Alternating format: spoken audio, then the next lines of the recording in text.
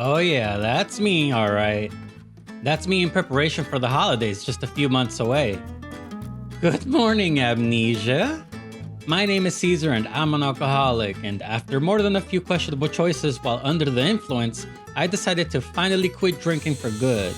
For some, the 12 Steps program is a beacon of hope, but for me, it really makes no sense. Or perhaps that has something to do with the fact that I mistakenly read most of the book while it was upside down. And so I hit the drawing board in hopes of finding a clue to finally solving alcoholism, but I soon realized that while under alcohol's miasma, I was unable to produce any rational thought as hard as I tried. And thus, my quest begins outside where the people are, to crack the code of my terrible habits, unrealistic expectations, and possible transgender tendencies, to build a final system and quit drinking this poisonous spirit once and for all. I made my way to the first place that came to mind where I knew for a fact I would find other fellow alcoholics to interrogate and investigate: 7-Eleven. But after realizing these particular drunks were nowhere to be found, I then decided to make my way to a place where I was sure to be accepted like family, a place so magical its caliber is only that of Disneyland, but for adults who like to also drink heavily. They got mad at me and kicked me out. It's so windy out here, the camera just fell over. Everyone is really camera shy here, so I'm running out of daylight. I have to go home and really crack the code before the day runs out. It was at this moment, while I was pretending I had no better place to eat my carne asada tacos, that I began to feel the seriousness of my condition. It was past noon, and I still had yet to learn the key to freedom from DUIs and one-night stands. I needed to shift my focus. I'm actually having a difficult time getting people to talk to me. I have an oversized coat. I'm just not as good at this as Ryan Drayan is. Yet. And so I began by observing the local sober fauna in their natural habitats. I must investigato. It was here that I would meet Siljahn and learn the secret ingredient to finally solving alcoholism for good.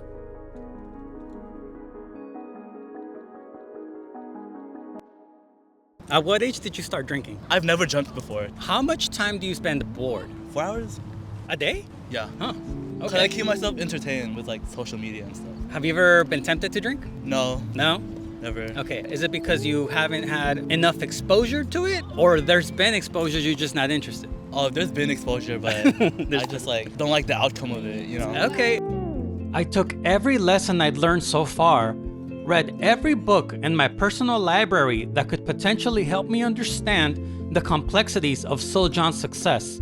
And finally, after hours and hours of work, I had the secret ingredient to end my super fun binge drinking habit. Listen, I've been having a lot of fun recording this video, but I did want to take a moment to say that alcoholism does destroy lives. One of the biggest challenges with alcohol is that it's easily accessible to anyone. In my city alone, there are 5 to 10 alcohol licenses per square mile. It doesn't really matter where I am.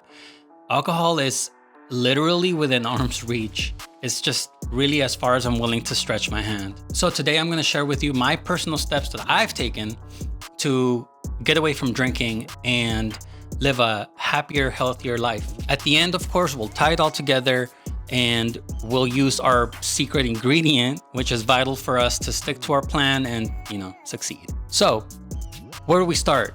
Well, we start by making 4 of these.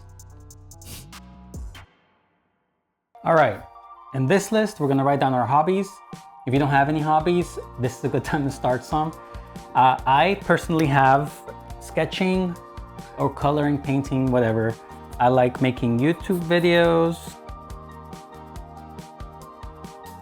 Fitness, let's write that down.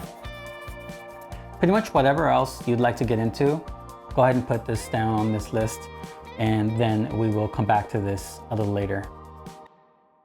Okay, for our second list, we have our chores. Chores. These are the things that we know we have to do every day or weekly. I have to clean my bathroom. I assume everybody does. I have to clean my car because I've been neglecting it for a long time now. I probably should vacuum it though, because now we're going to move on to our third list, which is So for entertainment, I like to go to the movies. I never miss a movie that I want to see. I always go see it pretty much when it comes out. I actually have a subscription to Regal. It's really that serious. I also watch movies at home. That's why I'm going to put them both here. And I don't care if you think they're the same. I like watching YouTube videos. All right, my battery is about to die. So I am gonna hurry up and try to sneak this last. My battery died.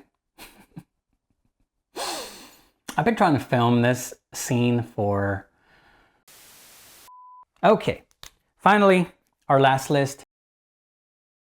We cannot escape those as much as we try. Write down all of your responsibilities. Quick note though, this is not for bills. This is not a financial plan.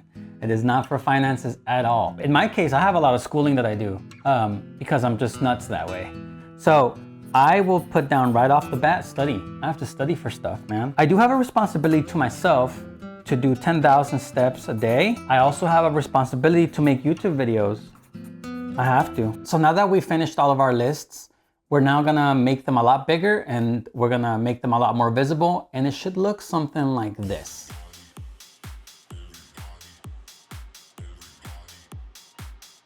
Now that we have all of our hobbies and our lists posted up on our whiteboard, we finally get to plug them into our routines. And we're gonna make 3 routines, one for the morning, one for the afternoon, and one for night.